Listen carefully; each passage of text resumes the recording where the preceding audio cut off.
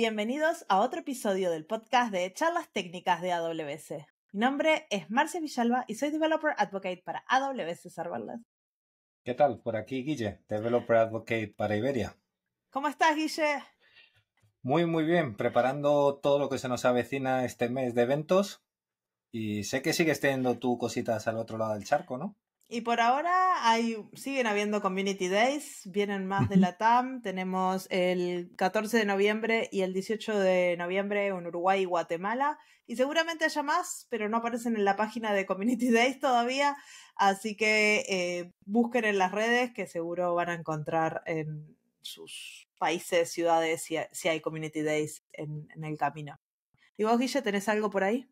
Pues por aquí tenemos el Web Summit de Lisboa, uno de los mega eventos que ocurren en Europa y en el que AWS tendrá presencia con un stand y una serie de charlas. Como siempre. Uh-huh. Así que bien. Y después que viene Reinvent, Las Vegas. Sí. Lo que pasa en Las Vegas se queda en Las Vegas. No, se queda en internet. Sí. Y el invitado de hoy está bueno porque va a hablar en Reinvent y va a dar una charla en español en Reinvent. Para los que piensan que en Reinvent todo es en inglés, no. Hay algunas charlas en español. En este momento tenemos 4 en el catálogo. Pueden ir al catálogo de Reinvent. Les dejamos el link en la descripción. Y ahí van a ver las charlas. Y, por ejemplo, en la cajita de descripción ponen Spanish. Les va a aparecer todas las que están en español. En este momento hay 4. No sé si aparecerán más. Pero estén atentos y a llenarlas y a darle mucho amor a estas charlas. Porque como todo en Amazon y en AWS es todo en base a datos. Entonces, si se vienen 3 personas, el año que viene capaz no tenemos ninguna. Queremos llenarlas y están buenas, pues son charlas con clientes, son charlas de tecnologías, o sea, muy avanzadas, muy nuevas, muy frescas, inteligencia artificial, generativa, serverless y un montón de cosas. Así que, importante. Apúntense. Pues tenemos para ello a Jesús Bernal, Solution Architect para AWS. Bienvenido, Jesús, al programa. Hola, Guillermo. Hola, Marcia. Muchas gracias por invitarme. Y vienes a contarnos temas de startups que a mí personalmente me tocan de cerca porque he pasado bastante tiempo ayudando en otras vidas a evolucionar productos y me parece un mundo fascinante. Cuéntanos un poco, ¿de dónde vienes, de dónde sales, a dónde vas? Pues mira, os voy a hablar de startups y además mi experiencia profesional antes de AWS también está muy cerquita de las startups, porque yo soy ingeniero superior de telecomunicaciones por la Universidad Politécnica de Madrid, pero desarrollé una parte de mi carrera profesional en Reino Unido, en Cambridge, y allí estuve trabajando para una startup centrada en Internet of Things. Y además de Internet of Things, pues era la primera empresa en la que yo trabajaba sobre un proveedor de la nube, Amazon Web Services, la primera vez que trabajaba de verdad en una metodología, o lo intentábamos, ¿no? En una metodología DevOps, microservicios. Entonces, toda esa experiencia, ¿no? que adquirí, todo ese mundo de las startups tan avanzado tecnológicamente en el que te tienes que mover tan rápido, me cautivó y eso hizo que posteriormente, pues mira, acabase en el otro lado, ¿no? Arquitecto de soluciones en startups y ya casi 4 años desde que me uní a AWS, siempre centradito en startups. ¿Y cómo es tu experiencia en el mundo de las startups en AWS ahora que estás a este otro lado de la valla, como quien dice? ¿Qué hacéis? Pues mira, mi experiencia es muy positiva. Es verdad que hay veces que puede suponer un desafío porque las startups tienen una particularidad que comparten posiblemente otro tipo de empresas, ¿no? Pero no todas. Y es que se mueven muy rápido y que son empresas pequeñitas que tienen muy poca burocracia, que tienen muy poco papeleo.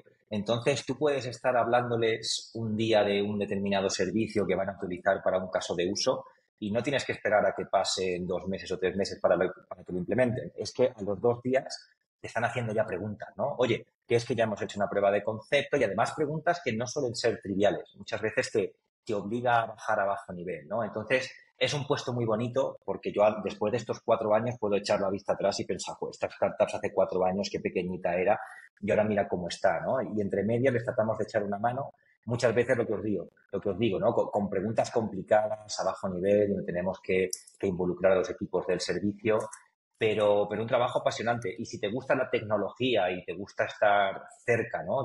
de los servicios de AWS, de la comunidad, y te gusta estar no te gusta quedarte obsoleto, te gusta estar todo el rato actualizándote, es un muy buen segmento para trabajar, es un muy buen mundo, está cerca de las startups. Antes de meternos en detalle, y esto, si yo acabo de montar mi propia startup, quiero empezar, me quiero ir a la nube, ¿qué programas? ¿Por dónde puedo arrancar con AWS? Pues mira, en AWS tenemos varios programas dedicados única y exclusivamente para startups. Pero si yo tuviese que decir uno, pues os voy a mencionar varios, pero si yo tuviese que decir uno que a lo mejor es el más conocido y el que muchos de los que nos están escuchando les suena es AWS Activate. AWS Activate posiblemente mucha gente le suene o ya lo conozca porque una de las formas en las que ayudamos a las startups es mediante créditos.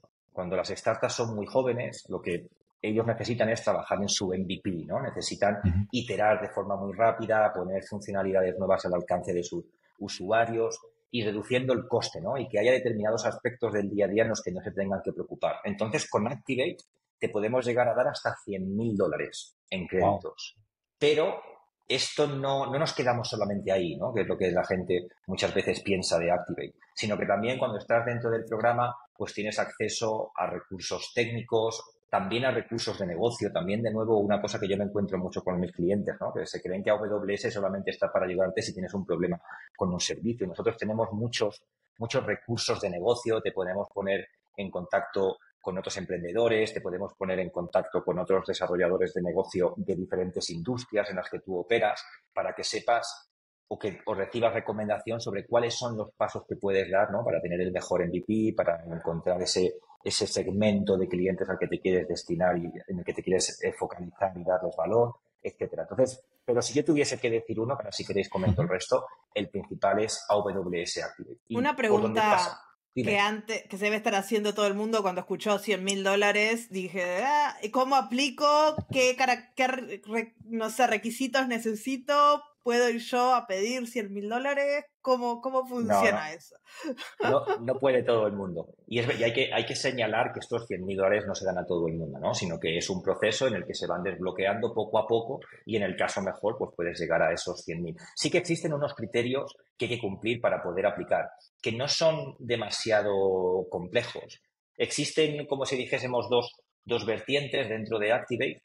Una que es cuando no estás asociado a lo que nosotros llamamos un proveedor de Activate, que no dejan de ser incubadoras, aceleradoras, firmas de capitales de riesgo. Entonces, si no estás trabajando con ninguna de esas, tenemos una rama de Activate que te puede aplicar y el requisito es muy sencillo, que tu empresa, tu compañía tiene que estar formada, que tienes que tener una página web de tu empresa y que no puedes estar funcionando durante más de 10 años, ¿no? Más de 10 años ya no puedes aplicar. Y en el otro lado, si sin embargo sí que estás trabajando con uno de estos proveedores de Activate, pues entonces los requisitos son los mismos, lo que pasa es que ese volumen de créditos al que puedes optar es mayor. Y luego, muy importante, tienes que estar en series B o en rondas anteriores de financiación. Una vez ya pasas esas series B, sí que ya no entrarías dentro de esos criterios. De todas formas, lo que voy a hacer es que os voy a compartir a ti, Guillermo y Marcia, el enlace de Activate donde salen todos los requisitos, que ya veréis que no son muchos y así pues directamente la gente que esté interesada pues,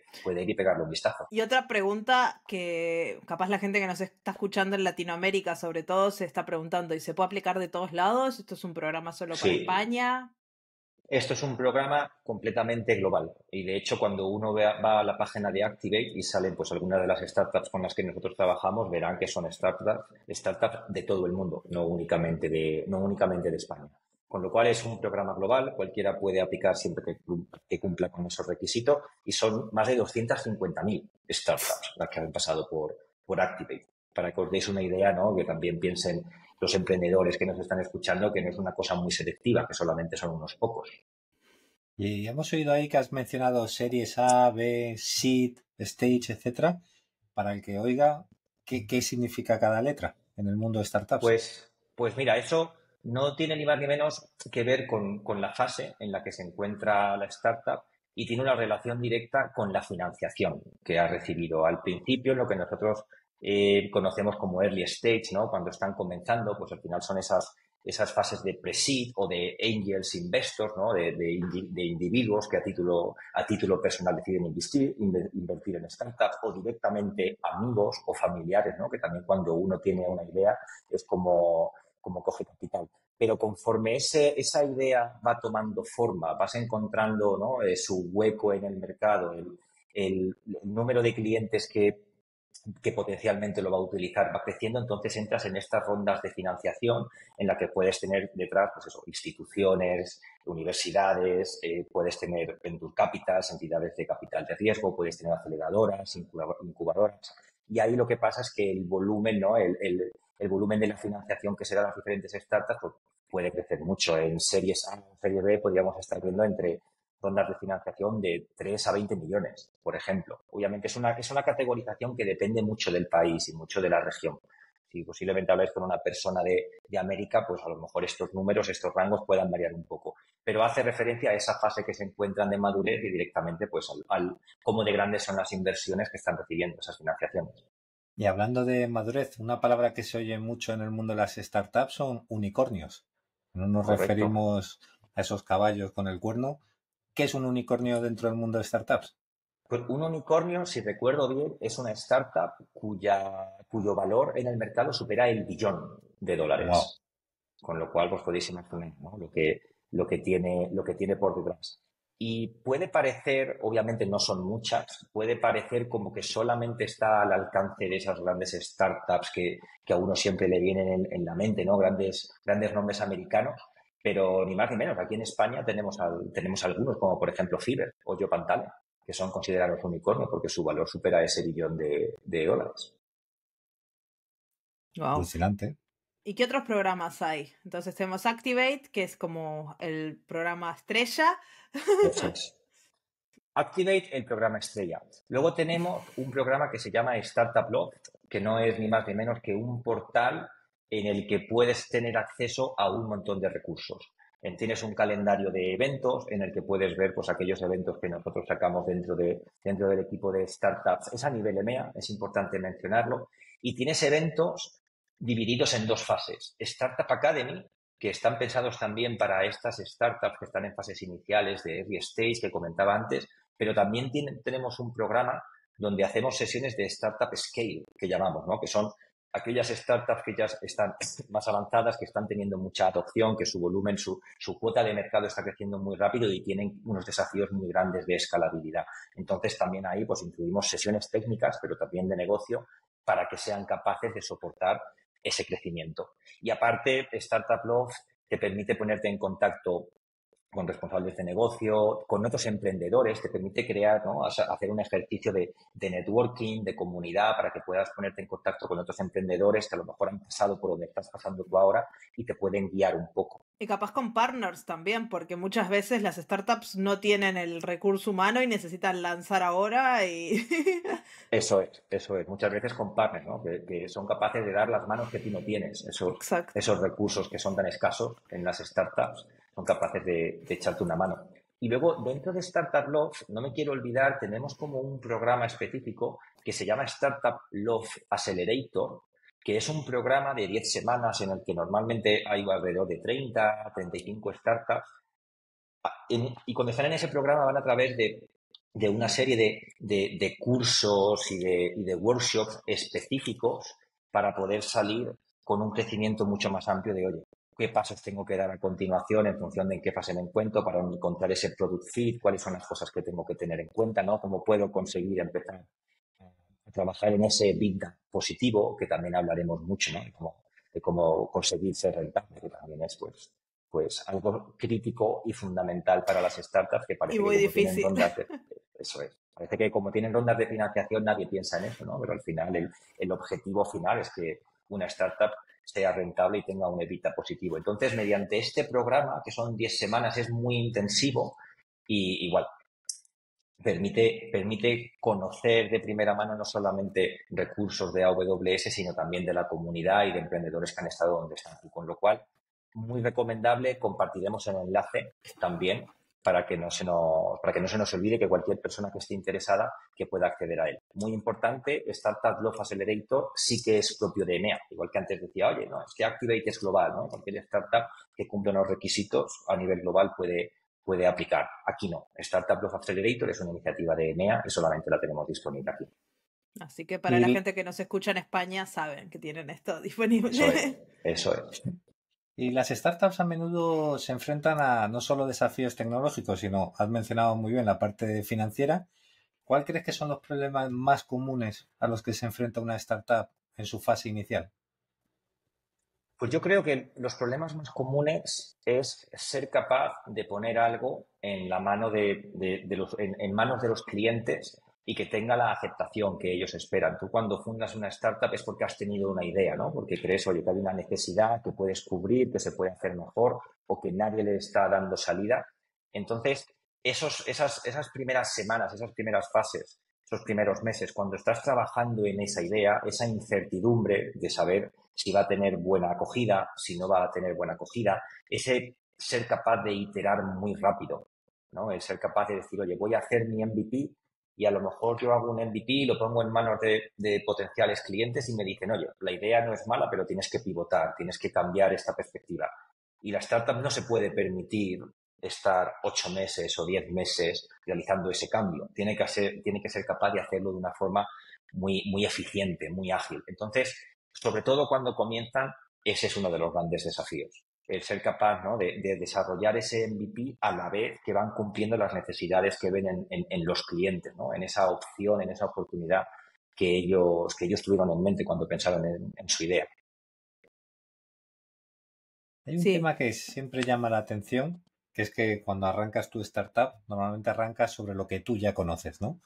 Y a veces eso choca porque no es necesariamente lo que realmente te va a permitir generar ese MVP o incluso escalar. Eso es. Aquí nos pasa una cosa muy curiosa porque las startups, nosotros internamente en AWS, como os comentaba, las dividimos entre early stage, ¿no?, cuando están en esas fases iniciales, en series A, incluso al principio de series B, y luego ya un late stage, ¿no?, cuando están madurando, han encontrado su segmento de usuarios y no para de crecer. Y las recomendaciones que hacemos a ambos son muy diferentes. Y las que hacemos en concreto, ¿no?, a las startups que tú mencionabas ahora, es muy curioso y a lo mejor hay algún oyente que se sorprende un montón, porque uno ahora mismo se mete en blogs de tecnología y va a escuchar, ¿no?, pues que hay que romper el monolito, hay que tener microservicios, hay que tener arquitecturas orientadas a eventos. Y nosotros, cuando las startups están empezando y necesitan esa agilidad que os comentaba, les decimos un poco lo contrario, ¿no? Les decimos, oye, ¿tú qué es lo que conoces? ¿Estás familiarizado con bases de datos relacionales porque has trabajado con una tecnología en particular? Oye, pues ve y utilízala porque eso es lo que te va a permitir ir rápido, ¿no? Hoy en día la tecnología avanza muy rápido, hay un montón de nuevos tipos de bases de datos, de nuevos lenguajes de programación. Y si tenemos que tratar de aprender todo, es que solamente la curva de aprendizaje ya nos consume el tiempo en el que tendríamos que estar trabajando. Entonces, yo aquí normalmente les digo, oye, ¿qué lenguaje de programación conoces? Pues vamos a por ese. Oye, ¿qué monolito, o sea, que has escuchado que las arquitecturas orientadas a microservicios, ¿no?, o romper el monolito es lo suyo? Vale, sí, pero a lo mejor no es lo mejor para ti, porque una arquitectura orientada a microservicios también te trae otros desafíos, como por ejemplo pues la gestión de cada uno de ellos, las pipelines de continuous integration y continuous delivery, también la observabilidad de cada uno de ellos, el cómo se comunican, y todo eso son problemas que, oye, te tendrás que enfrentar a ellos cuando ya tu MVP haya tenido aceptación, cuando tengas una cuota de clientes, pero no en una fase inicial. En una fase inicial lo que necesitamos es que iteres rápido, con lo cual yo al principio lo que recomiendo es un modelo más tipo monolito. Oye, ve con tu monolito, con el lenguaje de programación que conoces, con una única base de datos y posteriormente, cuando sea el momento adecuado, ya veremos cómo nos encargamos, ¿no?, de determinados aspectos. Pero al principio, como yo siempre les digo, no merece la pena tener una arquitectura basada en microservicios con 4 bases de datos diferentes si no tienes clientes, ¿no? Y todo con mis pipelines automatizadas, hago un git push de mis commits y automáticamente se me hace el despliegue a producción. Eso no sirve de nada si no tienes clientes. sí. Pero también si la persona, que no sé, a veces hay CTOs que lo hacen por naturaleza, es lo que les sale, y si es lo que les sale, mejor, porque después va a ser mucho más fácil pivotar, ¿no? De cambiar un microservicio a toquetear todo el monolito. Así. Eso es cierto. Lo que pasa es que, bueno, al final nosotros consideramos que hay otros aspectos no tan técnicos de los que se tienen que preocupar antes, ¿no? Y siempre Sí, obvio. habrá tiempo. De hecho, por ejemplo, una cosa que recomendamos mucho también al principio es, oye, trabaja solamente con una cuenta de AWS. Y si tenemos oyentes que han trabajado en clientes más grandes, dirán, pero bueno, si AWS siempre recomienda estrategias, ¿no? Multicuenta, Exacto. en un entorno, en una cuenta diferente. Y es correcto, pero al principio ese pequeño overhead que te puede que te puede añadir el moverte a una estrategia multicuenta, nosotros consideramos que no merece la pena cuando tú lo que necesitas es estar trabajando en tu aplicación. Es que lo que tienes que estar haciendo es añadiendo funcionalidades a tu aplicación, no preocupándote de si tengo multicuenta o de si tengo 5 microservicios o 7. Lo importante es añadir funcionalidad a tu aplicación y asegurar que aportas valor a aquellos que quieres que sean tus clientes. Sí, muchas veces hemos visto, por ejemplo, que la gente viene con lo aprendido del mundo on-prem. A lo mejor puedes arrancar en un EC2 instalándote tu Kubernetes y cuando ya quieres escalar pasas más a un servicio gestionado como EKS. Y aprovecho para hablar de escalabilidad, porque uno de los mayores puntos de las startups es cómo crezco de forma rápida y cómo, en este caso AWS, puede ayudarme en mis operaciones a llegar a ese nivel que quiero. Pues mira, nosotros ahí lo que solemos recomendar a la hora de escalar, ¿no? Posiblemente cuando una startup ya está en ese punto en el que tiene que escalar, ya estamos saliendo un poquito de esa fase de early stage, ¿no? En la que ha madurado y entonces ya vienen desafíos nuevos. En ese momento sí que es en el que le decimos, oye, pues es que a lo mejor para esta necesidad concreta una base de datos relacional no te va a dar el mejor rendimiento, ¿no? O no es la mejor solución. A lo mejor para esta carga de trabajo necesitas moverte a una base de datos no SQL, que es lo que te va a permitir hacer consultas eficientes, respetar los patrones de lectura de tu aplicación, etcétera. Entonces, cuando empiezan a moverse ya hacia esa fase de madurez, es cuando les empezamos a recomendar, oye, vamos a romper el monolito, vamos a ver si tienes casos de uso que no encajan con esa tecnología que elegiste originalmente para tu base de datos. Y, por supuesto, siempre que te puedas mover a servicios gestionados de AWS, lo que tú comentabas relativo a la escalabilidad, pues va a ser un punto a tu favor, ¿no? Porque AWS va a tomar o va a llevar a cabo muchas de esas tareas que de otra forma tendrías que llevar tú, ¿no? El ser completamente responsable de, oye, qué métricas tengo que monitorizar para ser capaces de escalar una aplicación a nivel de cómputo, pero también a lo mejor tengo que escalar una aplicación a nivel de datos, porque tengo una aplicación, me lo invento, que tiene que soportar muchas lecturas y con solamente una instancia no soy capaz de dar salida a las lecturas y a las escrituras. Entonces ahí la recomendación es siempre, oye, si puedes moverte a servicios gestionados por AWS y esta capa de gestión de infraestructura pura y dura, que de nuevo enlaza con lo que comentaba antes, ¿no? Que tampoco aporta valor, aunque estés en un punto mayor de madurez, no significa que ahora puedes tener ciclos, ¿no? de desarrollo en los que no estás aportando nuevas funcionalidades y valor a tus usuarios. Tú tienes que seguir trabajando en ello. Pues oye, trata de moverte a servicios gestionados porque te va a permitir escalar, pero además te va a permitir seguir centrándote en tus aplicaciones.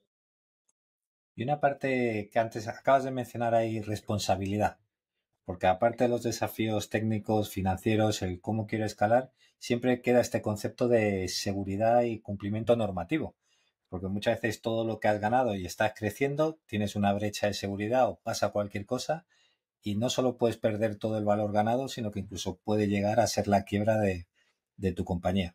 ¿Cómo podríamos ayudar o Correcto. cómo recomendaríamos para garantizar esa seguridad? Pues mira, aquí lo primero que es importante señalar, que no lo he mencionado, pero cuando hablaba de Activate y decía, oye, pues Ujú. damos créditos porque tenéis pocos recursos, necesitáis velocidad y queremos que haya ciertas cosas de las que no os tengáis que preocupar, una de las cosas también que tratamos de echar una mano, y cuando hablaba a través de Activate tienes acceso a recursos técnicos, a arquitecturas de referencia, y una de las cosas que hacemos hincapié en Activate es que la seguridad, esos cimientos de seguridad de tus aplicaciones sí que estén bien para que desde el principio puedas tomar decisiones, ¿no? Que no te vayan en el futuro, que no se vayan a volver en contra tuya. Por ejemplo, un caso muy común que me encuentro yo con las startups que trabajo, bases de datos no encriptadas. Y una base de datos, encriptarla en AWS con un servicio gestionado, para aquellos que tenemos un poquito de experiencia, es muy sencillo, ¿no? Cuando estoy creando mi base de datos, selecciono la clave con la que quiero encriptar y ya está. Y a partir de ese momento prácticamente me olvido. Sin embargo, cuando tengo una base de datos con gigas o terabytes de información y quiero encriptarla, eso puede llegar a ser un problema y que posiblemente me dé existen diferentes estrategias, pero en el caso mejor, un poco de tiempo de indisponibilidad, ¿no? Entonces, ahí fíjate qué sencillo es encriptar y simplemente el desconocimiento, ¿no? El ir con esas prisas que comentaba al principio de iterar rápido, pues nos puede hacer descuidar ciertos aspectos. Y esa es una cosa, sin embargo, que nosotros hacemos hincapié desde Activate. Desde Activate decimos, oye, con los créditos te puedes olvidar de ciertas partes, vamos a centrarnos en tu aplicación, en esa prueba de concepto, en ese MVP, pero no descuidemos la seguridad, porque luego puede haber determinados áreas, ¿no? Como el tema de la encriptación, que puede dar muchos quebraderos de cabeza y que puede ser, no voy a decir súper complejo, ¿no? Pero sí que nos puede provocar algún quebradero de cabeza desde el punto de vista técnico y actualizaciones en domingos para que mis clientes no se vean afectados, etcétera. Y de costes también. Y ahí me viene a la cabeza, con estos $100.000, ¿cómo puedo estirar el chicle para optimizar lo máximo posible esa cantidad? No se puede estirar mucho chicle, si me permites que te siga con la expresión, porque si recuerdo bien, tienes un límite de 2 años. Con lo cual, y lo que vemos es que en la mayoría de ocasiones es muy raro aquellos casos en los que después de 2 años todavía quedan créditos pendientes de Pero consumir. ¿puedes ayudarme a optimizar esos costes?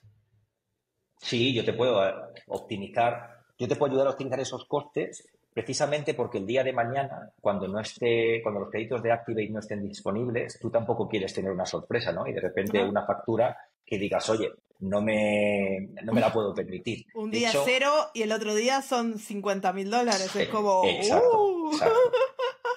Aquí lo bueno es que... Todas las instancias. No, aquí el equipo de arquitectos de AWS asociado a Startup y en el fondo AWS como organización, ¿no? Estamos encima de ellos. En el sentido, por ejemplo, cuando tú estás dentro del programa Activate tienes acceso a una consola que te permite ver el consumo que estás haciendo de esos créditos, que te permite ver qué servicios estás utilizando. Es decir, te permite que tengas una visión transparente de cuáles están siendo tus costes. Y obviamente, lo mencionaba al principio, tienes acceso y es, yo diría, obligatorio, ¿no? El acceder a esos recursos técnicos con los cuales pues, puedes hacer revisiones de arquitectura, optimizaciones de coste, que es un tipo de reunión que tengo muchísimo con mis startups. Hoy vamos a hacer una optimización de costes y revisamos la arquitectura y vemos, oye, qué pieza de nuestra arquitectura no tiene por qué estar levantada 24 horas al día, los 7 días de la semana. Oye, qué información a lo mejor se puede archivar y mover a capas de almacenamiento más frío, con lo cual no es que les abandonemos y les digamos, oye, gasta aquí todo lo que quieras y el día que se acaben los créditos, pues ya tendrás que asumir la factura, ¿no? Ellos siempre tienen acceso para asegurar que están haciendo un uso responsable. Lo que queremos es que con Activate es que no sea la mayor de sus preocupaciones, ¿no? Y al final no sean capaces de desarrollar todas las funcionalidades que quieren en el MVP de su startup porque el coste es un problema. Y sobre todo al principio, que en los primeros meses estás sin clientes, sin dinero y después la idea es que, bueno, a partir de los 2 años ya alguien te esté pagando o tengas alguna inversión o algo dentro de tu empresa. Sobre todo los comienzos son muy duros. Cuando hablaba de esas fases pre-seed, ¿no? Imaginaos, es que muchas veces es el dinero que el propio emprendedor, el fundador, tiene ahorrado y el que le ha pedido a sus familiares o amigos, ¿no? Entonces, eso también supone un montón de presión para ellos mismos, ¿no? De, oye, estoy aquí jugando con un dinero que no es mío. A ver qué va a pasar si esto no va bien. Y hay una decisión clave que puede ser lo que sea el futuro de tu compañía, en la que decides o invierto yendo a un Venture Capital o Angel List que pongan pasta para yo poder desarrollar el producto, o me la juego a tener ya un producto y con lo que le saco al cliente por usar ese servicio, sigo creciendo y generando, ¿no? Tienes como 2 opciones de financiación o me autofinancio ahí. ¿Has encontrado algún problema en ese tipo de autofinanciación? Decir, oye, voy con lo que me genera comparado con el que recibe la pasta y la inversión. Me he encontrado casos aquí en España autofinanciadas. Por suerte no han ido mal, pero sí que te diré que se ven sometidos a mucha mayor presión. Porque normalmente las rondas de financiación que tú puedes obtener a través de un venture capital son siempre mucho más grandes que los que tus propios ahorros no sean capaces de tener, a no ser que no, pues porque el motivo que sea, ¿no? Por tu pasado, pues tengas mucho ahorro. Y sí que nos ha pasado que en AWS hemos evolucionado para ser un poco más empáticos con estos fundadores que están autofinanciados. Por ejemplo, AWS Activate, antes, tú no podías aplicar si no tenías detrás uno de estos proveedores, como mencionaba de Activate, ¿no? Si no tenías un venture capital o una aceleradora. Y nos pasaba con startups que están autofinanciadas que nos decían, oye, yo que estoy haciendo un esfuerzo mucho mayor que otros porque estoy tirando de mis ahorros y jugándome, ¿no? Pues mi propio futuro y el de mi familia, la gente que me rodea y que me ha dejado dinero, y no me echáis una mano. Y ahí Amazon Web Services se dio cuenta y ahora también están incluidos dentro de Activate. Pero yo diría que la sensación de angustia o de incertidumbre, ¿no? Desde el punto de vista personal que vemos con los fundadores, es mucho mayor que con aquellas que tienen detrás otro tipo de proveedor. Que no quiere decir que esa gente tampoco lo vaya a pasar mal, ¿no? Pero entendedme, no es lo mismo cuando estás es una jugando presión con tu distinta. dinero. Eso es, Sí. eso es. Y yo creo que también ahí, al menos con mis amigos que trabajan en startups y todo eso, es la posibilidad de contratar gente, porque cuando vos tiras de tus ahorros y de lo que ganás en tu startup, el run, ¿cómo le llaman? El runway es bastante más corto, porque no sabes cuánto tiempo vas a poder, pero si decís, tengo 20 millones de dólares, tengo 10 millones de dólares, tengo 5 millones de dólares, puedo tirar 1 año, 2 años con tantas personas y bueno, y es más fácil construir y bueno, después le debes la mitad de tu empresa a otra persona, pero bueno. Correcto, claro. Y los Venture Capital obtienen beneficios, ¿no? A través de esta inversión, no hacen gratis. Y ahora vemos mucho también que con el tema de la crisis, por ejemplo, pasó con lo de Ucrania, empezamos a ver Venture Capital que ya no invierten en nuevas startups. O sea, al final cuando haces una inversión, muchas veces, como decía Marcia, te planteas a X años que es como quemar dinero para yo ir generando este producto sin la presión de tener que tener el producto ya en el mercado, con clientes, etcétera. Pero ha habido una tendencia en los últimos meses en los que los Venture Capital solo invierten si ya tienes clientes y estás generando pasta. No quiero invertir en un sitio donde te tengo que esperar a que quemes billetes durante X años. Y menos riesgo también, ¿no? Porque al final, si ya tienes tu cuota de clientes y ya eres rentable de alguna forma, ¿no? Pues también supone un menor riesgo para el Venture Capital y sus fondos. ¿Por qué no nos adentramos ahora? Bueno, iba a hacer una última pregunta antes de entrar en arquitecturas y todo esto, que era la maravillosa palabra EBITDA, que yo nunca la he pronunciado bien. El que lo oiga... consonantes. Sí, eso... Yo no tengo... la verdad es que es un término, puede que sea un término muy de España, con lo cual, si tenemos oyentes de fuera de España, que nos perdonen, ¿no? Pero yo no soy economista, pero en mi mente, ¿no? Es un saldo es un saldo positivo cuando a mis ingresos le quito mis gastos. Con lo cual, quiere decir pues, que los ingresos han superado es una a los palabra gastos. del inglés. O sea, es un acrónimo del inglés. Viene Earnings Before Interest, Taxes, Depreciation and Amortization. Por eso tiene esa sigla imposible. Pues, fíjate. Sí. Pero mira como en español, qué rápido lo has dicho, ¿no? De, oye, supera los ingresos a los gastos, punto. Eso es. Y eso al final es fundamental. Simplemente para comentaros, ¿no? Que lo que decía Marcia al principio como nota, que decía, oye, a lo mejor tengo que correr mucho, ¿no? Y tengo esa presión de tener un EBITDA positivo. Y aunque uno pueda pensar que es fácil, ni mucho menos. Yo trabajo con startups que llevan funcionando durante 6, 7 años y siguen peleando por un EBITDA positivo. Lo que pasa ciclo, es que ¿no? Porque empezás a crecer y contratás más gente y te baja de vuelta. Claro, y creces. El negocio evoluciona, ¿no? Las firmas que están, ¿no? financiándote mediante sus rondas de inversión también quieren que tú evoluciones tu producto. Exacto. No van a evolucionar en una aplicación que se queda completamente estática y que aporta el mismo valor que hace 3 años, ¿no? Entonces, eso es un ciclo en el que a lo mejor con una pequeña parte ya parecía que era rentable, pero de repente tienes que consumir porque hay nuevas ideas, porque hay nuevas funcionalidades, a lo mejor te estás expandiendo a nuevos mercados, que es una cosa también que vemos en las startups más maduras, ¿no? Y tienes que volver a empezar, como quien dice, con lo cual que no se piense la gente que esto es simplemente, ¿no? El EBITDA positivo, algo que se consigue o no en los primeros años de vida, sino que continúa durante todo el proceso prácticamente. Capaz, si te autofinancias vos, en eso vos podés decir hasta cuándo creces y ahí decís, bueno, acá estoy feliz, esto es algo, no sé, que lo puse en el sector público, no va a cambiar por los próximos 20 años, puedo flotar ahora. Pero, bueno, hay que tener mucha suerte. Sí, eres más dueño de tus decisiones, pero obviamente... Es como todo. ¿Y dónde montarías tu startup? Porque una de las teorías que siempre se oye es, lo suyo es que te crees una LLC en Estados Unidos, porque en Silicon las rondas de financiación son mucho más gigantescas. Debe ser que ahí son más espirituales y de repente te encuentras con 20 millones de dólares.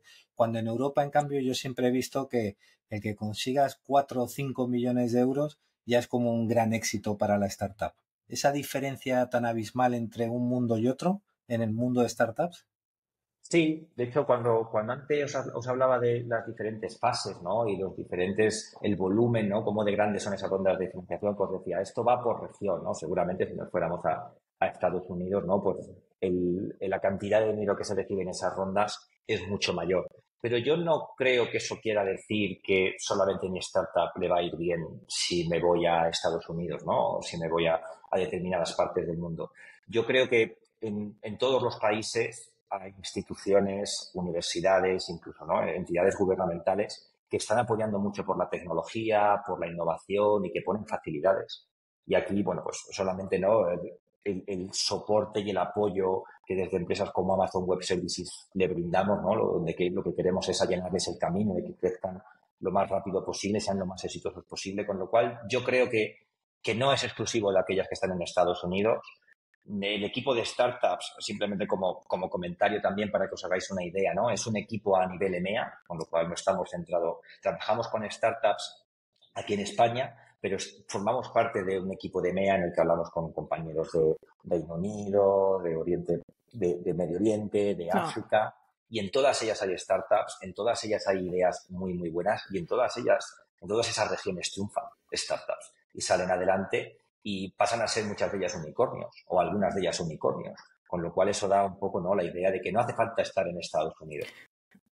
Sí. Y ahora me gustaría, al menos el tema que a mí me gusta, developer, es hablar un poco de, vienen estas startups y te dicen, bueno, tengo una idea, ¿dónde la pongo en AWS? Yo la tengo funcionando en mi máquina, porque me imagino que muchas veces hay gente que arma su primer pequeño concepto capaz en su compu o en un servidor que montan ahí medio a lo loco. ¿Y ahora? Pues mira, nosotros en AWS estamos haciendo mucho hincapié y vemos una gran adopción de AWS Amplify. Yo no sé si mucha gente de la que nos está escuchando conoce AWS Amplify. No, capaz puedes dar una pequeña explicación, porque Amplify tiene 1000 partes, así que... Tiene 1000 partes. Yo, de la forma que siempre se lo trato de contar a mis clientes, es que es un conjunto de herramientas para ser capaz de poner a funcionar aplicaciones muchas veces bastante sofisticadas en muy poco tiempo. Y este muy poco tiempo enlaza con que no me obliga a tener un conocimiento de AWS, que yo creo que es una de las claves, ¿no? Muchas veces cuando uno dice, vale, tengo esta idea, me quiero poner a trabajar en mi MVP, y me di cuenta que para hacer para desarrollar un MVP que vaya a estar bien, ¿no?, que cumpla con alguno de los criterios que hoy en día se habla, ¿no?, de aplicaciones modernas, que tenga muy buenas funcionalidades, pero que sea segura, que sea global, que sea multiplataforma, me di cuenta que necesito conocer un montón de tecnología. Encima, AWS, ¿no?, la parte del backend de mis aplicaciones es otro conjunto de servicios que no tengo ni idea y que tengo que aprender. Y Amplify trata de precisamente aliviar toda esa parte, ¿no? A mí me gusta mucho porque yo digo, oye, yo para mi aplicación web lo que quiero es añadir autenticación. Y le digo a Amplify, dame una autenticación. Me voy a loguear con dirección de correo o me voy a loguear con el nombre de usuario y ya está. Y el servicio se encarga de provisionar por mí, por debajo, en el backend, todo lo que sea necesario para poner a trabajar esa autenticación y esa autorización. Si luego ya quiero... Creo que todas las aplicaciones hoy en día necesitan, entonces es algo que ya que te lo den hecho es fantástico. Es que el proceso de autenticación, ¿no?, de si he olvidado la contraseña, generar una nueva, o cuando me estoy dando de alta que se me mande un código al correo o al teléfono móvil para garantizar, ¿no?, que soy una persona y que no soy un bot. Todo eso son tareas que son iguales. Si quieren usar federación, o sea, quieren usar Google, Apple, Amazon, lo que sea, pueden. Es muy fácil. Eso es. Entonces, a mí eso es lo que me parece potente de Amplify. Por eso lo recomendamos mucho, porque decimos, oye, esa curva de aprendizaje que puede parecer, ¿no?, tan empinada y que nos puede dar tanto miedo meternos en ese mundo, con Amplify se simplifica mucho. Y he hablado del backend, pero nos echa una mano también con la UI. Por ejemplo, cuando yo estoy maquetando mi aplicación web o mi aplicación móvil, yo pues necesito una cabecera, necesito un pie, necesito un menú a la izquierda, necesito una ventanita para mostrar notificaciones. Pues Amplify también te da una librería de componentes UI, en este caso está disponible para React, de tal forma que a la hora de decidir, ¿no?, el aspecto, la apariencia de mi aplicación, tampoco tengo que desarrollar HTML con CSS, con JavaScript desde cero, sino que tengo una librería de componentes UI preparados para ser usados. Eso siempre lo he pensado yo con herramientas como Figma, que haces tu diseño gráfico, darle a un botón y que te genere todo el código para que tenga ese look and feel. De hecho, es lo que hace. Una de las cosas que hace Amplify a través de Amplify Studio, ¿no?, que es como una especie de consola de administración para no tener, si no quieres, que estar trabajando todo el día con el terminal, es una integración con Figma, que es muy, muy, muy potente y que no veáis cómo yo veo que mis clientes lo están incorporando. Porque yo lo desconocía antes de que Amplify sacase esa integración, pero son muchas las startups y muchos los clientes que utilizan Figma, ¿no? Y suele haber fricción entre la persona de UX que genera los componentes y el ingeniero de frontend, ¿no?, que los tiene que implementar. Y con la integración con Figma, tú tienes a tu persona de UX generando tus templates, tus componentes, tus temas. Yo los incorporo, los integro, ¿no?, los importo a mi aplicación con Amplify Studio y automáticamente se me genera el código de React. Con lo cual, yo simplemente ya importo el componente y lo uso. Con lo cual es como cuando vas a un restaurante, ¿no?, que no te haces a la idea del plato cuando lees el menú y lo comparas cuando vas a un asiático que te ponen la foto de esto es lo que te vas a comer. Exactamente. Sí. Entonces, al menos, mi característica favorita de Amplify, que yo lo uso, no sé, para todos mis proyectos, es el hosting. Porque tirás tu proyecto en GitHub y te lo pone, no sé, tu proyecto React, Vue, lo que sea, y te da una URL, te lo pone en la nube, atrás de un CloudFront con, con un S3, no sé, con toda la seguridad necesaria, y le puedes poner activaciones, no sé, que te haga un preview de las pull requests y cosas que son, para los equipos de desarrollo, hace que se agilite un montón, ¿no? Y con una pipeline de continuous integration y continuous delivery. Automático. No tenés que hacer nada vos. Entonces, por eso lo recomendamos mucho, Amplify. Porque todo esto que os comentaba del MVP, iterar rápido, ser rápido, el tienes pocos recursos, ¿no?, y poco tiempo para aprender tecnologías nuevas. Amplify lo que trata es, oye, voy a ponerte al alcance esas herramientas, porque esas herramientas te van a permitir ser competitivo, te van a permitir ser global, tener una postura segura, te van a permitir multiplataforma, pero voy a hacer que sea muy sencillo para ti. Con lo cual, Amplify es uno de los servicios que nosotros más empujamos desde el equipo de startups, sin duda. Y aparte, al menos en mi experiencia, no sé, Jesús, capaz vos me podés decir, pero Amplify es un buen servicio que podés empezar con él y después ir descartando algunas funcionalidades que capaz hacen demasiado por ti, ir haciéndolo vos y controlando vos, pero a la vez podés ir usando otras funcionalidades siempre porque lo resuelven fantástico, por ejemplo la parte de UI y de hostear la página web y cosas por el estilo, pero capaz la creación, no sé, de la infraestructura, cuando empezás a dominar más AWS y querés controlarlo vos, lo haces vos. Entonces te permite ir creciendo. Eso es. Yo siempre que cuento Amplify, una de las últimas slides es una curva, ¿no?, que dice, oye, en función de tu grado de madurez con la herramienta y con AWS y las propias necesidades que tú tienes y el tamaño de tu equipo, posiblemente la forma de la que uses Amplify va a cambiar.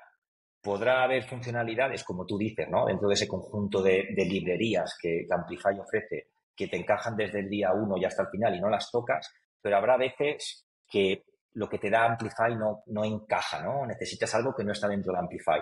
Y lo bueno que tiene Amplify es que a la hora de provisionar todo ese backend, que yo como ingeniero de frontend no necesito tener ningún conocimiento, lo va a hacer usando infraestructura como código. Va a estar apoyado en CloudFormation. ¿Y eso qué quiere decir? Que el día de mañana, si yo quiero decir, oye, necesito implementar una nueva funcionalidad con unos recursos de backend que no soporta Amplify, pues lo puedo implementar directamente y puedo crear lo que se conoce como custom resources, ¿no? Y lo hacer con CloudFormation. Nosotros recomendamos que se haga, y creo que es la opción por defecto con Amplify, que lo hagas con Cloud Development Kit, ¿no?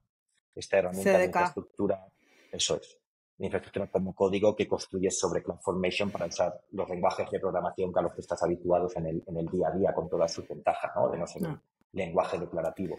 E incluso, y ya acabo esta parte, hay equipos que cuando tienen ya un equipo de DevOps que es maduro, directamente dicen, oye, yo no quiero que Amplify ya gestione mi infraestructura como código, todos esos recursos. Ya hay un comando de Amplify que se llama Amplify Export, que te dice, vale, pues toma tu aplicación de infraestructura como código y a partir de aquí la gestionas tú, ¿no? Con lo cual, no es que te encorsete, ¿no? Y te meta en un mundo de Amplify del que no puedes salir, sino de que te va a acompañar durante tu camino para que cumplas con esos requisitos que hablábamos de una startup, pero el día que alcances esa cierta madurez en la que quieres ir por tu camino, pues sin ningún problema. Y esa es de las cosas que más me gusta de Amplify, porque puedes empezar y después lo puedes dejar. Y es algo que a veces la gente tiene miedo porque dice, empiezo usando este servicio y después tengo que salir de acá y es un lío. No, no es. No lo es. Al ¿Y qué contrario. pasa si queremos hacer APIs, ¿no? Porque no todo Amplify es sobre todo para frontends, páginas web, pero si queremos tener un backend puro y duro, ¿qué nos recomendás? ¿Montarnos una S2? No. No. Yo pocas veces en startups me vas a escuchar que te recomiende montarte una instancia S2, ¿no? ¿Cómo provoca a Marcia para que digan la palabra mágica, verdad? ¿Os habéis dado cuenta? No, nosotros S2, tenemos clientes que los utilizan, ¿no? Muchas veces clientes que vienen de migraciones o que son un poco más legacy, vamos a decir, que ya llevan tiempo en AWS, pero normalmente no. En startups que están comenzando, como estábamos hablando, ¿no? Del caso de Amplify para hacer mi aplicación web o mi aplicación móvil, para el caso de las APIs, un servicio que hoy en día te recomendaríamos de una forma muy insistente sería AppRunner. No sé si habéis trabajado vosotros, Guillermo o Marcia, con Yo lo amo, AppRunner, pero capaz podés contar qué es. Pues AppRunner es un servicio que te permite de una forma muy sencilla, a partir de tu código fuente o a partir de un Dockerfile en el que defines los requisitos de tu aplicación y las librerías y cómo se arranca y demás, poner a funcionar eso de forma pública y sin tener que preocuparte de todos los detalles que van por debajo de la gestión de infraestructura, de cómo balanceo la carga entre todas las instancias que pueda tener por detrás, ¿no? Que van a ser contenedores, pero que tú ni necesitas saberlo.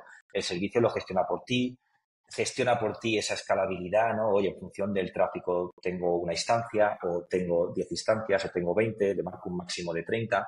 Es una forma muy sencilla de poner a funcionar aplicaciones containerizadas sin tener que preocuparte prácticamente de ningún detalle de infraestructura. Tú obviamente tienes algunas opciones. Del backend. Es el Amplify del backend, con la diferencia de que obviamente pues la aplicación que tú aquí estás desplegando detrás del contenedor, tú eres completamente responsable de ella, ¿no? Y tú eres el que decide en qué lenguaje la vas a implementar y qué framework vas a utilizar. Vas a utilizar Flask en Python o Express.js en Node.js, pero luego a la hora del despliegue y de mantenerla y de generarte logs, métricas para que sepas qué está ocurriendo, ante qué eventos está reaccionando, todo eso se hace por ti. Con lo cual también un servicio que nosotros, por las mismas características que hablaba, ¿no? De Amplify, recomendamos mucho. Sí, no es un servicio 100% serverless porque obviamente hay una instancia corriendo, pero tiene un modelo bastante interesante de lo que se llama idle, ¿no? Porque no es lo mismo cuando AppRunner está, que no hay nadie usándolo, que para las startups y para la gente empezando o haciendo proyectos en casa, no querés que te cobren por no usarlo. Tiene como un sistema de, bueno, si no hay nadie usando, no hay tráfico, no hay nada, bueno, te cobramos una base bastante poquito y después si tenés ya request, si tenés tráfico, te cobramos un poco más. Entonces también está muy bueno porque te permite tener una instancia muy barata, ¿no? Eso es.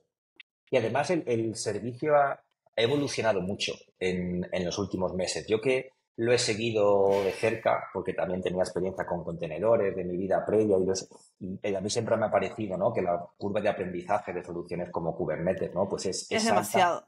AppRunner a mí y encaja mucho esta mentalidad con lo que estamos mencionando de las startups, ¿no? Pues yo lo seguí desde un principio y el servicio ha evolucionado mucho. Ahora te permite que te puedas conectar a recursos privados dentro de una VPC, como por ejemplo a una base de datos.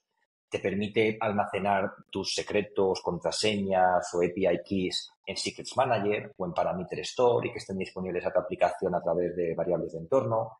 Te permite crear aplicaciones que no sean públicas. Anteriormente, por defecto, AppRunner siempre te iba a dar, ¿no?, una API que iba a ser pública, pero ahora puedes elegir que sea privada y que solo los recursos de tu VPC tengan acceso a ella, ¿no? Entonces, el servicio ha evolucionado mucho y yo creo que se está convirtiendo en una solución, en una opción muy robusta para aquellos que buscan comenzar de una forma rápida y sencilla. Y para que la gente que no se enteró lo fácil que es, si vos tenés una aplicación en uno de los lenguajes y frameworks soportados para Runner, lo pones en GitHub y creas esa conexión y ¡pum! Te lo pone en la nube, te hace el despliegue, CI/CD, el load balancing, toda la magia y te da un endpoint. Y vos decís, ok, qué fácil fue esto. Es que es muy fácil, pero no estamos mintiendo. Es que es como funciona. Y yo me estoy deprimiendo porque los que venimos del mundo de infraestructura, que lo que nos gusta precisamente es ese capacity planning, que despliego, cómo balanceo, qué estrategia, ya te lo hace un servicio automáticamente, hace que te plantees que me toque llegar a otra cosa.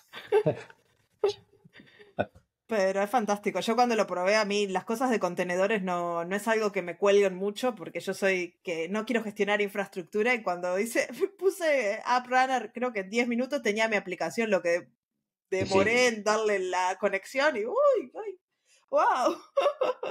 Esto me gusta, este es mi tipo de servicio. Sí, le animo a todo el mundo que le gusten los contenedores y que le guste este tipo de aplicación a darle, ¿no?, a probar el servicio, porque es que es súper rápido. Es que en 10 minutos, como tú dices, Marcia, tienes una aplicación funcionando.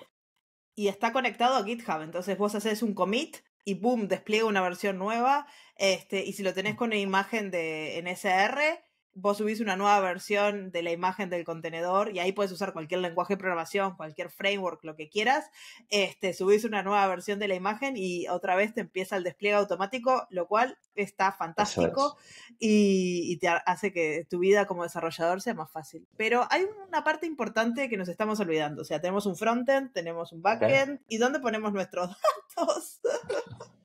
Pues eso es importante también porque la mayoría de aplicaciones van a necesitar almacenar. Pues mira, aquí nosotros, bueno, creo que lo mencioné un poquito por encima, ¿no? Que al principio nosotros, en unas fases más tempranas, decimos, oye, esta es ¿qué base de datos conoces? ¿Has utilizado esta base de datos? Obviamente, no alguna que sea con una licencia Enterprise, ¿no? Que te va a costar, que ya te va a costar bastante, ¿no? Pero oye, ¿has trabajado con SQL? Pues oye, anímate a irte a una base de datos de open source, ¿no? Aunque no sea la mejor solución para todo. Y posteriormente, conforme van evolucionando y van creciendo, entonces les recomendamos otras cosas. Mencioné los servicios gestionados. Particularmente, nosotros en el segmento de startups vemos dos soluciones que destacan sobre el resto, ¿no?, en lo que se refiere a las bases de datos relacionales, que son MySQL y PostgreSQL. Hay clientes que utilizan RDS, hay clientes que utilizan Aurora, depende de cuándo dieron el cambio, ¿no?, de qué tipo de tráfico recibe su aplicación, si es muy de escritura, muy de lectura. Entonces, no, hay algunos que, la mayoría se va por Aurora, pero hay algunos que se quedan con RDS porque les encaja mejor. Pero siempre son bases de datos open source, siempre. ¿Y cómo es el costo, por ejemplo, si vos arrancás? Porque, por ejemplo, Amplify es casi gratis, a no ser, te cobran las iteraciones sobre todo de los ciclos de building y un poquito del hosting, pero tiene muy poco costo, es muy serverless en ese sentido. AppRunner habíamos dicho que si tú no tenés tráfico pagás muy poquito y a medida que empezás a tener tráfico empezás a pagar un poco más.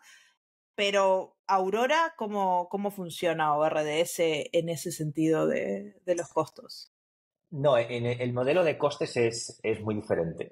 Yo creo que dentro de Aurora podemos distinguir entre dos modelos, ¿no? El provisionado y el serverless, porque es verdad que el servicio de unos años para acá pues soporta una nueva vertiente que se llama serverless. Si hablamos primero de la parte provisionada, ¿no?, es cuando tú tienes un clúster con el concepto de instancias. Claro. Con lo cual tú vas a asumir un coste fijo. En función de cuánto tiempo, un coste fijo en función de cuánto tiempo estén corriendo tus instancias. Es verdad que el servicio es flexible, porque la arquitectura de Aurora es muy particular, la capa de cómputo y la capa de almacenamiento están completamente desacopladas, lo que quiere decir que pueden escalar de forma independiente. Y eso tiene muchas ventajas, porque quiere decir que, por ejemplo, si yo tengo una aplicación que solamente se utiliza en horario de trabajo, ¿no? En lo que son de 8 a 6 de la tarde, pues durante esas horas puedo provisionar más instancias y cuando acabo el día las apago, ¿no? Las retiro y al día siguiente cuando tengo que volver a levantarlas, pues es algo muy eficiente porque no tengo que replicar los datos, solamente tengo que poner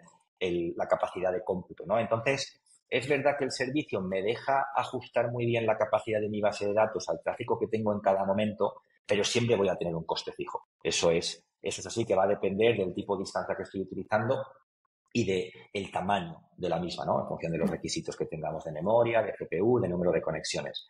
En serverless sí que es un pelín diferente y encaja un poquito mejor, porque el servicio te abstrae completamente del mundo del concepto de instancia, ya no tienes que gestionar con infraestructura, sino que lo que gestionas son, si recuerdo bien, las Aurora Compute Units, que es en función del número de consultas, ¿no? O de operaciones de escritura con la que está trabajando tu base de datos, ella va a decidir o ella va a ser capaz de evaluar, oye, necesito más capacidad de cómputo para poder satisfacer todas estas consultas o no, ¿no? Y en función de eso se va a ir ajustando muy bien al tráfico, a lo que demanda tu aplicación. Y lo va a hacer en saltitos que se van a ajustar muy bien al tráfico, con lo cual eso hace que se ajuste mucho mejor el modelo de precios, se ajusta mucho mejor al tráfico o al trabajo que le está llegando desde tu aplicación. Con lo cual es un poco, salvando las distancias, pero podríamos asemejarlo un poco a running, ¿no? Que tú comentabas antes. Cuando no lo están usando, el Aurora Serverless sí que me permite tener unos recursos mínimos que me asumen un poquito de coste, pero no es lo mismo que tener una instancia o dos o las que sean necesarias levantadas todo el tiempo, ¿no? Obvio, y eso está bueno para la gente que sepa cómo funciona el precio para no tener sorpresas y también para tomar las decisiones, sobre todo al principio, ¿no? Cuando estamos creando esos experimentos y decimos, bueno, nunca viene la nube, me da un poco de miedo. Sí. Cuentan las leyendas que había una empresa que es una plataforma educativa, sobre todo de tecnología cloud, que mucha gente conocerá, que es CloudGuru, lo que fue adquirida por Pluralsight o alguna de estas grandes, por Pluralsight, que se aprovechó del free tier de Lambda y con DynamoDB montó todo su negocio detrás. ¿Cuánto hay de cierto en esa leyenda? No, es completamente cierta. Por lo menos desde la parte de compute. En la parte de compute, el servicio de Lambda tiene un free tier, que no recuerdo ahora mismo, ¿no? ¿Cuántos millones de ejecuciones? 1 millón de ejecuciones por mes para siempre y no sé cuántos gigabytes de memoria. O sea, es un montón. Sí. Pues ellos, si recuerdo bien, implementaron todo lo que eran sus APIs, estaban implementadas con AWS Lambda. Sí. Entonces eso les permitió que moverse dentro del free tier hasta que tuvieron un tráfico generado por un volumen de usuarios elevado. Al principio, mientras que la actividad que sufría sus APIs, su aplicación, no era alta, pues no les supuso ningún coste. La parte de cómputo, obviamente, la parte de base de datos siempre va a tener un coste más o menos grande. Tú has mencionado, Guillermo, DynamoDB, no lo hemos mencionado, si queréis. No, todavía no llegamos. Un poquito de él para que la gente entienda, ¿no? Porque era una solución tan efectiva desde el punto de vista del coste para una empresa como CloudGuru. Y también es que además enlaza con el tipo de base de datos que debemos elegir a muchas startups. Inicialmente, siempre les recomendamos utilizar esa tecnología que conocen, pero cuando ya están trabajando en AWS y adquieren cierto conocimiento, DynamoDB para aquellas cargas de trabajo que encajan en modelos no SQL es muy, muy, muy utilizada. Les diría que yo tengo alguna startup, que la tengo en mente ahora mismo, que solamente utiliza DynamoDB. DynamoDB, una base de datos clave valor, completamente serverless, en la que yo simplemente tengo dos modelos de capacidad, provisionado y bajo demanda. En el provisionado digo el número de la capacidad de lectura que quiero tener por segundo y la capacidad de escritura que quiero tener por segundo.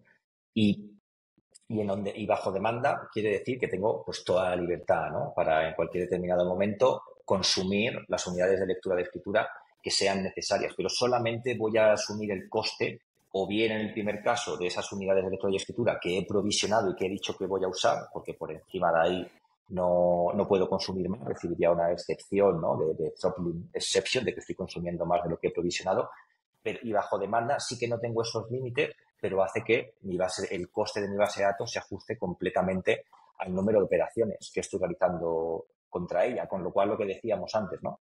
Si no están utilizando mi aplicación durante los fines de semana o durante la noche, pues el utilizar una base de datos de tipo DynamoDB completamente serverless quiere decir que no estoy consumiendo ninguna de esas unidades de lectura y escritura y el coste es muy bajito, ¿no? Porque solamente asumo el coste del propio almacenamiento, ¿no? De la información que estoy poniendo en mi tabla de DynamoDB y el coste que puedan tener, ¿no? Pues alguna funcionalidad extra que puede ser que esté activando, ¿no? Como DynamoDB Streams, por ejemplo. Pero de forma más sencilla. Dynamo tiene una capa gratuita también enorme, entonces, y para siempre gratis. Entonces yo siempre digo, si vas por el mundo serverless, podés estar por mucho tiempo sin pagar una factura de AWS.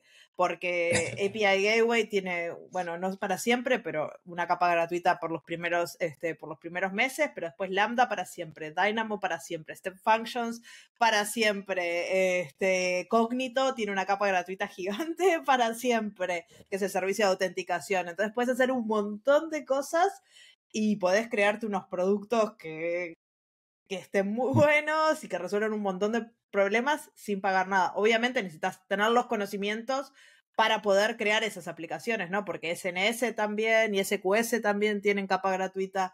Pero bueno, tenés que poder llegar a crear estas arquitecturas, ¿no? Más avanzadas.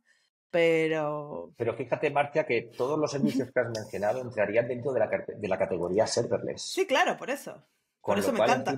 Encima, no es que solo me salgan más eficientes desde el punto de vista del coste, sino que no tengo ese concepto de infraestructura, de máquina virtual, de instancia. Trabajando con esos servicios no lo voy a ver por ningún lado, ¿no? Que también lo hace muy interesante el poder preocuparte de lo que aporta valor a tus clientes. Fíjate, acabar como Cloud Guru, que empiezas en el free tier y el sueño de muchas startups, que es o te haces pública con una IPO o te adquiere un pez más gordo, ¿no? Eso es, como le pasó con Pluralsight, tal cual. Sí, ese sería además, ya que lo mencionas, Guillermo, la fase final, ¿no? Para muchas startups, o la adquisición por parte de una enterprise o salir a bolsa, ¿no? Que es como podemos llamarlo, ¿no? El que sean capaces de comercializar partes de la empresa al público a través de acciones. Y a disfrutar de la vida a partir de ahí. O empezar otra startup, como hacen mucho. Sí, yo el que conozco que ha vendido la suya ha vuelto a montar otra y es un ciclo vicioso. Yo creo que los emprendedores tienen esa mentalidad, ¿no? Curiosa de estar innovando todo el rato, no pueden parar quietos y cuando les va bien, o incluso hay también muchos que no les va bien, pero siguen insistiendo, ¿no? Intentándolo hasta que les va bien. Porque si no sería muy aburrido el mundo. Eso es. Pero no es raro encontrarte con emprendedores o a los fundadores de una startup que son los que eran también, ¿no? Los fundadores de la startup muy conocida, que ha sido vendida. A mí me vienen a la mente varios casos aquí dentro de España. No hace falta irse fuera. Sí. Muy bueno. Y yo creo que con esto podemos ir cerrando el episodio porque hablamos un poquito de los programas, hablamos de los desafíos que tienen las startups, hablamos de algunos servicios que capaz la audiencia no conocía, que están buenísimos para empezar y para empezar su aventura en la nube. Y bueno, después obviamente terminamos en serverless, que es la respuesta a todos los problemas de todo el mundo. Correcto. Y no sé, ¿algo más para agregar, Jesús? Yo solamente voy a añadir una cosa porque has dicho lo de los programas y se me olvidó mencionarlo. Porque he hablado de programas globales, también a nivel EMEA. Luego compartiremos el enlace. Aquí en España tenemos un portal que se conoce como AWS Experience, que está destinado a España y es contenido todo en castellano. Y es que dentro de AWS Experience tenemos una comunidad de startups, donde tenemos iniciativas como la Startup Academy o la Startup Scale, que os comentaba antes, pero a nivel local, en castellano, donde tenemos una sección que se llama Ask the Expert, donde directamente cualquiera puede ver el calendario de arquitectos de soluciones, de gente de desarrollo de negocio y buquear una reunión con uno de nosotros. Con lo cual, un portal muy, muy, muy interesante. Ponemos blog posts, casos de éxito, los vídeos de webinares que hemos grabado. ¿Y tiene costo eso? Completamente gratuito. Completamente gratuito. Entonces, luego, no quería que se me olvidase porque ¿sabes qué pasa? Que luego muchas veces en los summits o cuando estamos así en sesión, en eventos tipo Web Summit en Portugal, como mencionaba Guillermo, se nos acerca la gente y nos dice, oye, hay muy poco contenido en castellano, ¿no? Y esto es precisamente una iniciativa para tratar de paliar eso, ¿no? Y de poner todos los recursos en castellano juntos y al alcance de la comunidad. Con lo cual, también muy importante, lo compartiremos al final en los enlaces, en la descripción. Va a estar todo ahí para que lo puedan mirar. Y con eso, entonces, les agradecemos a la audiencia por haber llegado hasta el final. Espero que sus perros estén felices después de haber paseado. Y gracias a Jesús por venir a contarnos todo esto. Gracias, Guille. Nada, un placer. Gracias a vosotros. Y nos vemos en otro episodio del podcast de Charlas Técnicas en 2 semanas. Chao, chao. Adiós. Chao.